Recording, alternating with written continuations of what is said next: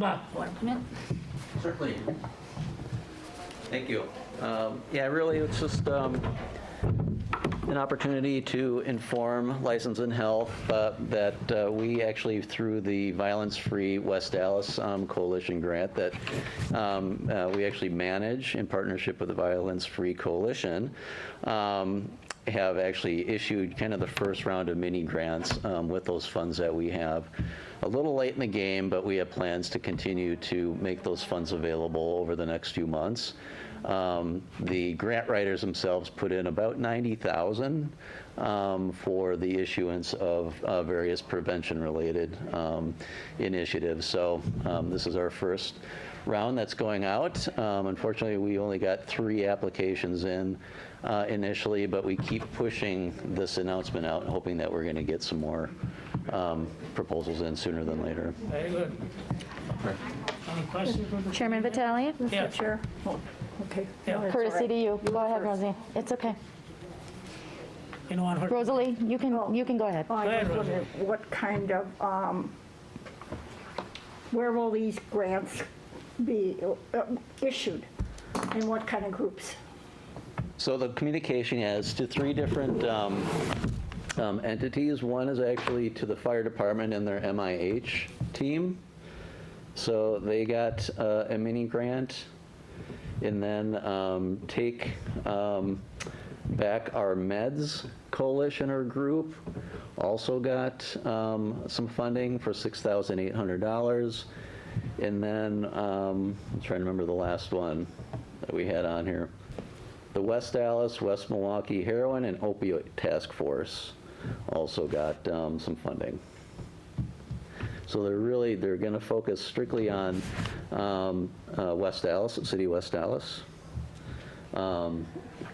really through the collaborative efforts that they have put together actually for a number of years in most cases, especially with regard to the West Dallas, West Milwaukee Opioid Task Force. And so they're going to be addressing, really focusing on domestic violence, but then also looking deeply at opioid use within our jurisdiction. And how long will the grants be for? Right now, we're looking at through September, but we're working with the Bureau of Justice Affairs to see if we can get a no-cost extension from them for ongoing implementation through September or August of 2022. That definitely will be a help with our programs, and Excuse me? it'll be a help with our programs that we. Yeah, we in place. certainly hope so. Mr. Chair, are you finished, Call the Rosalie? Question? Yes, thank you. You're welcome. Couple questions. How many times can one organization qualify for mini grants? There's no limit. There's no limit. So if we only had the same 3 and we have that money still hanging around, it would be the 3. So it's very vital that we get the word out and message. What criteria? So I'm going to kind of throw that out there. Would the seniors in our community, if there's an organization?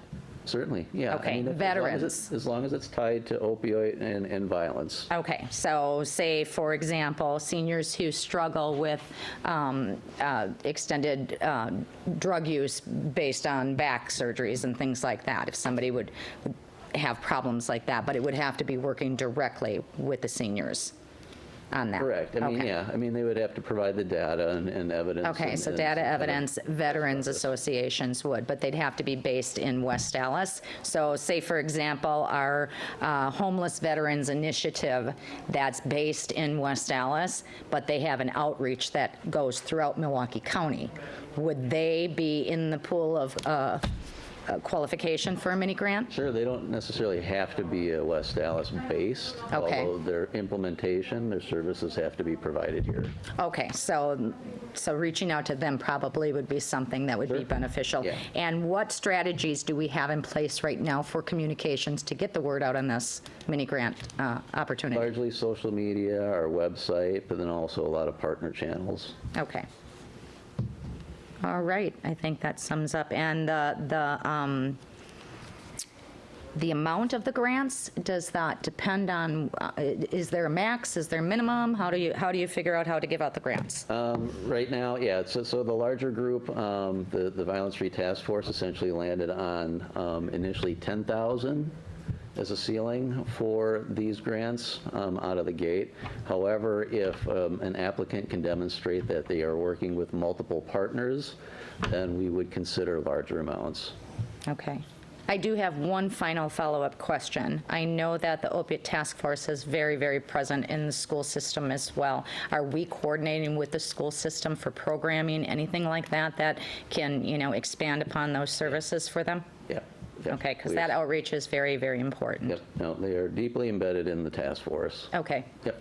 fantastic. That sums it up for me. Any further questions for, Mr. Chair, another question.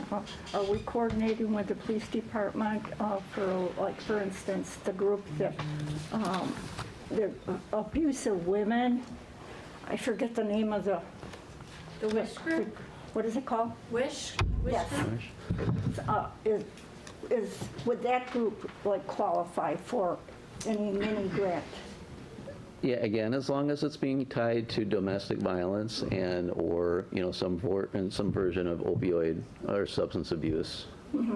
So honestly, I don't recall if we have a representative from WISH on the larger violence-free coalition, but we definitely work with the police department as part of the task force itself.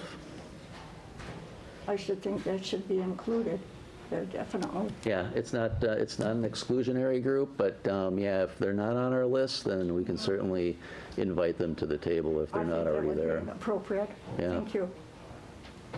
Mr. Chair? Yes. I just want to thank you, Bob, for coming and offering that communication to us. Certainly. Thank you. Motion to place on file. Second. yeah, there's no reason to. I don't think we have to. It was just communication, correct?